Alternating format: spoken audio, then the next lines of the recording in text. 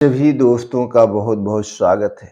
दोस्तों, अगर आपसे ये कहा गया है कि अब दवा चलती रहेगी या कीनी रिप्लेसमेंट ही एक ही रास्ता है, तो यह वीडियो आपका पूरा नजरिया बदल देगा।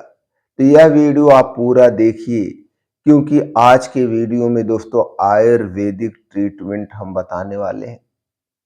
क्योंकि आयुर्वेद घुटने के दर्द को दबाता नहीं है, समझता है और सुधारता है। तो आज हम जानेंगे दोस्तों, घुटनों के दर्द का आयुर्वेदिक इलाज क्या है, कैसे घुटनों के दर्द को हम घर पे रहकर भी रिकवर कर सकते हैं। तो चलिए सबसे पहले हम बात कर लेते हैं, आयुर्वेद घुटने के दर्द को कैसे देखता है। दोस्तों, आयुर्वेद में घुटनों का दर्द कहलाता है संधिवात। संधिवात आयुर्वेद कहता है वात दोष की वृद्धि हो चुकी है, स्नेहन यानी लुब्रिकेशन की कमी है, अस्थि और मांस धातु का क्षय हो रहा है। जहां शुष्कता, खालीपन और दर्द, वहां बात आप समझ चुके हैं। आयुर्वेद इसे सीधे जोड़ता है वात दोष से। जिसके शरीर का वात दोष गड़बड़ हो जाता है, असंतुलित हो जाता है, उसके जोड़ों में, कमर में, घुटनों में दर्द होता है। आयुर्वेद के इलाज के चार रास्ते हैं, चार स्तंभ। आज हम उन चार स्तंभ के बारे में जानेंगे और एक ऐसा नियम आपको बताएंगे जो नियम आपकी जिंदगी बदल देगा। अगर आप उस नियम को 4 महीने फॉलो करते हैं तो घुटनों का दर्द ही नहीं, पूरे शरीर की कायाकल्प हो जाएगी। यानी पूरा शरीर आपका रीसेट हो जाएगा, बीमारियों से मुक्ति पाने लगेगा। तो चलिए उस पहले चार स्तंभ के बारे में हम बात करते हैं। पहले तो दोस्तों दोष शमन, स्नेहन, धातु पोषण और जीवन शैली सुधार, इन चार चीजों पे आयुर्वेद फोकस करता है। जब चारों एक साथ चलते हैं तो रिजल्ट जो होता है वो क्या होता है, अस्थाई होता है। इसीलिए आयुर्वेद लक्षण पे नहीं, कारण पे, जड़ पे इलाज करता है, रूट पे इलाज करता है। तो चलिए पहले जानते हैं स्नेहन चिकित्सा के बारे में। स्नेहन चिकित्सा यानी सूखे जोड़ को तेल ही चाहिए, उसे तेल चाहिए। इसका उपचार क्या है, अभयंग तेल की मालिश, जानुवस्ती पिंड स्वेदन। तो उपयोगी तेल कौन से हैं जिसकी हमें मालिश करना है, उसमें आता है दोस्तों, आप किसी अच्छी कंपनी का 2 तेल आता है उसे ले सकते हैं। महामाफ तेल, महानारायण तेल, ये 2 तेल बहुत ही फायदेमंद हैं। किसी अच्छी कंपनी के लेकर के गोड़ जोड़ों में, घुटनों में मालिश करना है, दिन में 2 बार। नहीं अगर आप इसे खरीद सकते हैं तो शुद्ध तिल का तेल, ये जो मार्केट में तिल का तेल मिल रहा है ये काम नहीं करेगा, क्योंकि ये तेल शुद्ध होता ही नहीं है।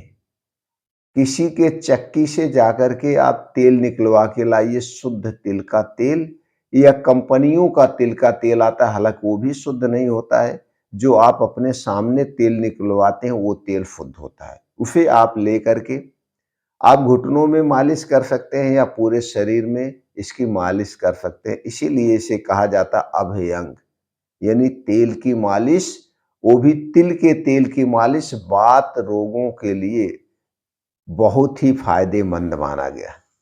यह कार्टिलेज को पोषण देता है और स्टिफनेस को कम करता है। तो पहला हो गया स्नेहन चिकित्सा। स्नेहन चिकित्सा में क्या करना है आप समझ चुके हैं। इसका मेन है अभयंग, जानुबस्ती या पिंड स्वेदन, आप समझ चुके हैं। अब इस पे दूसरे पे होता है पंचकर्म और स्वेदन। सिर्फ तेल लगाना काफी नहीं होता है, बात को आपको बाहर भी निकालना ज़रूरी है। जब तक आप बात को बाहर नहीं निकालेंगे, तब तक आपका दर्द अस्थायी रूप से नहीं जाएगा। इसके लिए पंचकर्मा है। पंचकर्मा आप डॉक्टर के निगरानी में ही कर सकते हैं। तो पंचकर्मा में बस्ती दिया जाता है, नाड़ी स्वेदन होता है और पोटली स्वेदन होता है। जहाँ बस्ती वहाँ बात की विदाई हो जाती है। तो इसे आप पंचकर्मा डॉक्टर की निगरानी पे, वो भी आयुर्वेदिक डॉक्टर की निगरानी में, आयुर्वेदिक डॉक्टर से इसे आप करवा सकते हैं। आयुर्वेद की कुछ औषधियां हैं जो कि बहुत ही कारगर मानी जाती है बात रोग के लिए। तो चलिए उन जड़ी बूटियों, उन दवाओं के बारे में जान लेते हैं। औषधि भी तभी काम करती है जब सही डोज में दी जाए। तो प्रमुख दवाओं में क्या है, जैसे गुलगुल है, अश्वगंधा है, त्रिफला है। ये सारी चीजें बात दोष के लिए बहुत ही फायदेमंद मानी जाती है। तो अगर आपको अश्वगंधा और त्रिफला लेना है तो आप क्या करेंगे?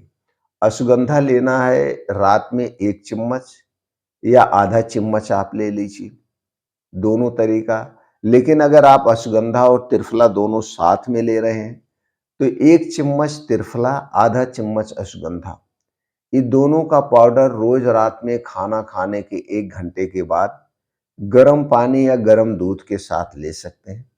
और कई सारी मेडिसिन होती है, लेकिन ये सारी मेडिसिन आप डॉक्टर की निगरानी पे ले सकते हैं। जैसे गुलगुल हो गया, बतारवटी हो गया, ऐसे बहुत सारी औषधियाँ होती हैं। कई प्रकार के रस आते हैं। लेकिन ये रस और ये औषधियाँ आप डॉक्टर की निगरानी में ले सकते हैं। तो इसके बाद आपको सबसे पहले काम क्या करना है, अपनी दिनचर्या बदलना है। जब तक आहार और दिनचर्या आप नहीं बदलेंगे, तब तक दोस्तों बात दोष जड़ से नहीं जाएगा। तो बात को अगर शांत करना है तो आप शुरुआत अपने प्लेट से करिए। प्लेट में आपके क्या होना चाहिए? आपके प्लेट में दोस्तों सबसे ज़्यादा जो होनी चाहिए हरी साग सब्जियाँ, वो भी मौसमी साग सब्जियाँ होनी चाहिए। आपके खाने में 1 चम्मच देसी गाय का घी होना चाहिए। घी बहुत ज़रूरी है बात रोगों के लिए। मूँग दाल जो जल्दी से डाइजेस्ट हो जाए। हमेशा ताज़ा भोजन करना है। आपके खाने में हल्दी होनी चाहिए। हल्दी में केरकुमिन पाया जाता है जो दर्द को शांत करता है। और 1 से 2 मौसमी फल आपको रोज़ लेना है। अब इन सबको आप कब खाएँगे? जब आपको अच्छी सी भूख लगेगी तभी आप खाएँगे। बिना भूख के कुछ भी नहीं खाना है। और खाने का समय निर्धारित है। खाने का समय क्या है? रात का खाना सूर्य डूबने के 2 घंटे पहले और अगले दिन सुबह की शुरुआत सूर्योदय के 2 घंटे के बाद। सूर्य की किरण और 2 घंटे आप याद रखिए। सूरज डूबने के बाद खाने के नाम पे आपको कुछ नहीं खाना है। पीने के तौर पे सिर्फ आप सादा पानी पी सकते हैं। तो जब ऐसा रोज करते हैं तो डेली आप 15 से 16 घंटे का उपवास कर रहे हैं। जब आप 15 से 16 घंटे का उपवास करते हैं तो दोस्तों आपका शरीर अपने आप को रिपेयर करता है। शरीर का सर्केडियम रिदम सही हो जाता है, बायोलॉजिकल टाइम सेट हो जाती है और आपका शरीर ऑटोफेजी मोड पे चला जाता है। जो डैमेज सेल हैं अपने आप को रिपेयर करते हैं। आपका शरीर अपने आप को रीसेट कर लेता है। अब ऐसा करने से दोस्तों आपको जो रात के समय में बीमारियां होती हैं वो बीमारियां नहीं होती हैं, पहली बात।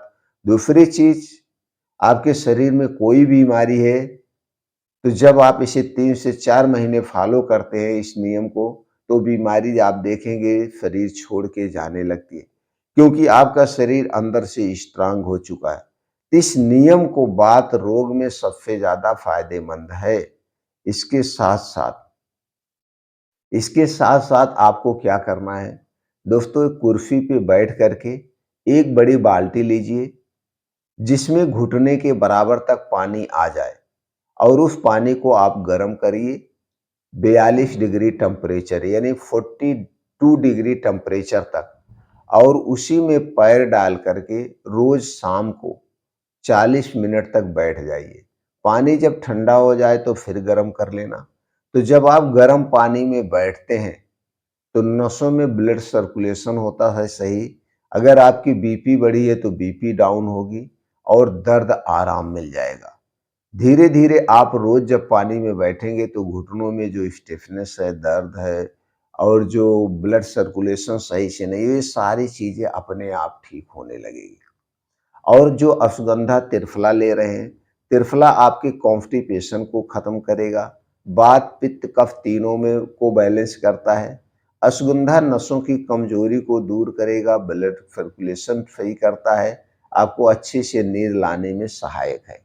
ये दोनों काम जब आप करते हैं, अश्वगंधा त्रिफला लेते हैं और गर्म पानी में पैर डाल के जब बैठते हैं, तो दोस्तों इससे आपको धीरे-धीरे अस्थायी आराम होगा।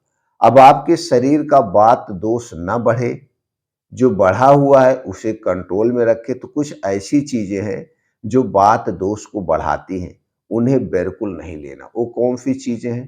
पहली बात तो कोई भी ठंडी चीज़ आपको नहीं लेना है, चाहे वो ठंडा पानी हुआ या कोई भी ठंडी चीज़ आपको नहीं खाना है। ठंडी चीज़ वात दोष के लिए सबसे नुकसानदेह है।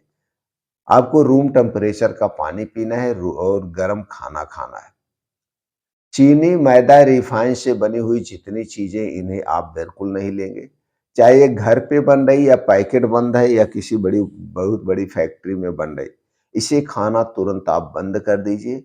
बहु-फूखा भोजन आपको नहीं लेना है, बासी भोजन आपको नहीं लेना है। अगर कच्ची चीज़ें आपको नुकसान कर रही हैं तो उबाल के आप चीज़ें खा सकते हैं। तो ये सारी चीज़ें आपको अवॉइड करना है। विशेष ध्यान दीजिए, जब तक आप इसे नहीं छोड़ेंगे, तब तक दोस्तों आपके शरीर का वात दोष कंट्रोल नहीं होगा। इसके साथ-साथ रात 9 से 10 बजे के बीच में आपको सो जाना है किसी भी कीमत पर। किसी भी कीमत पर आपको 9 से 10 बजे, क्योंकि 7 से 8 घंटे की गहरी नींद चाहिए और सुबह आपको ब्रह्म मुहूर्त में उठना है। उठने के बाद सबसे पहले बासी मुँह 1 गिलास गुनगुना पानी पीजिए, फ्रेश हो जाइए, घर छोड़ दीजिए। ऐसे स्थान पे जाइए जहाँ मिट्टी हो, हरी घास हो, उस पे नंगे पाँव मॉर्निंग वॉक करिए, योगा करिए, प्राणायाम करिए, सूर्य प्राणायाम करिए, जो कुछ आप कर सकते हैं वहीं पे करना है। दोस्तों हर मरीज को सर्जरी की जरूरत नहीं होती है। सही आयुर्वेदिक इलाज कीनी रिप्लेसमेंट को टाल सकता है। आज आपने जाना घुटनों के दर्द का आयुर्वेदिक इलाज जड़ से कैसे काम करता है। दोस्तों अगले एपिसोड में हम बात करेंगे घुटनों के दर्द में क्या खाएं क्या ना खाएं। इसलिए इस वीडियो को मिस मत करना और इस वीडियो को ज़्यादा से ज़्यादा लोगों तक शेयर करके चैनल को सब्सक्राइब करके सेव कर लीजिए दोस्तों।